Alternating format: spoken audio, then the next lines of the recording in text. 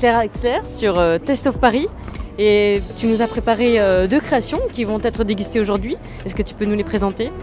Bien sûr. Alors nous avons notre dessert rosa qui est à la base d'un petit sablé à l'amande, une mousse au yaourt avec une infusion de rose, un cœur coulant à la fraise avec des petits morceaux de fraise dedans et puis un petit décor sur le dessus. Et ça, c'est notre dessert chocolat vanille qui fait l'unanimité à base d'un petit biscuit au chocolat, un croustillant au chocolat, un crémeux à la vanille et une mousse ultra légère au chocolat. Et avec ton logo dessus? Avec mon logo dessus, tout s'appelle notre arbre de vie. Pourquoi un arbre de vie? Parce que je suis très attachée à la qualité des matières premières, à la terre, aux agriculteurs, d'où le nom de ma pâtisserie Claire Heitzer et producteur. C'est travailler main dans la main avec eux qui m'intéresse et je voulais un logo qui représente la terre. Est-ce qu'on peut citer peut-être des producteurs qui sont associés à ces 2 créations? Oui, bien sûr. Alors là, dans cette création, je travaille avec 2 roses différentes.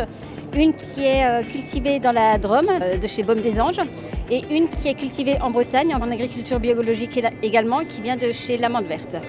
Tu as choisi d'ouvrir une boutique en ligne et il n'y a donc pas de produits achalandés qui restent toute la journée pour lutter contre le gaspillage, mais aussi pour préserver la fraîcheur des produits. Et comment est-ce qu'on construit alors une pâtisserie de ce type-là?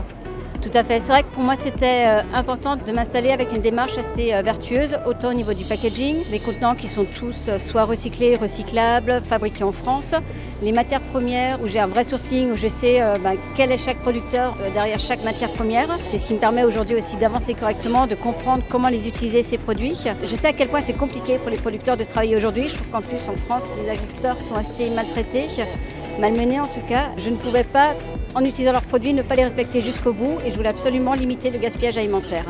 C'est-à-dire que chez moi, en fait, la plupart, 80% des clients commandent à l'avance leur pâtisserie sur notre site internet, ce qui me permet de produire quasiment que la quantité qui a été commandée. Et en fin de journée, mes frigos sont vides, je n'ai pas de vitrine pleine à la fin de ma journée. C'est une autre organisation, mais elle est basée sur le respect? Oui, oui, oui. Et puis ayant travaillé en restauration quand même pendant assez longtemps, moi j'aime travailler à flux tendu, ça ne me fait pas peur de reproduire 5 fois des pâtisseries dans la journée. Ce qui m'importe, c'est à la fois de respecter les matières premières, respecter mes clients aussi en leur proposant une pâtisserie qui est ultra fraîche et voilà, et puis limiter contre ce gaspillage alimentaire.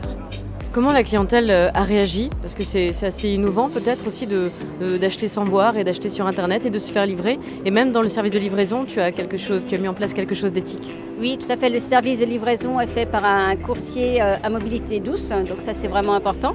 Et après la clientèle, honnêtement, à partir du moment où on leur explique pourquoi est-ce qu'on travaille comme ça, mais ils le comprennent totalement. Et on a de très bons retours, on a déjà beaucoup d'habitués, ça fait 4 mois qu'on est ouvert. Et je pense que le plus important, c'est qu'on s'amuse, quoi. On s'éclate avec mon équipe, on est fiers de ce qu'on fait, on est fiers des produits qu'on travaille, on est fiers de nos pâtisseries, donc on est heureux, quoi. Est-ce qu'il y a une actualité à partager? Là, on va sortir la semaine prochaine notre dessert pour la fête des mères, justement à base de rose. Un cake également pour la fête des mères. Donc voilà, et puis tout au long de l'année, tous les 15 jours à peu près, j'ai des nouveautés. Merci Claire, bon salon, bon festival. Merci beaucoup.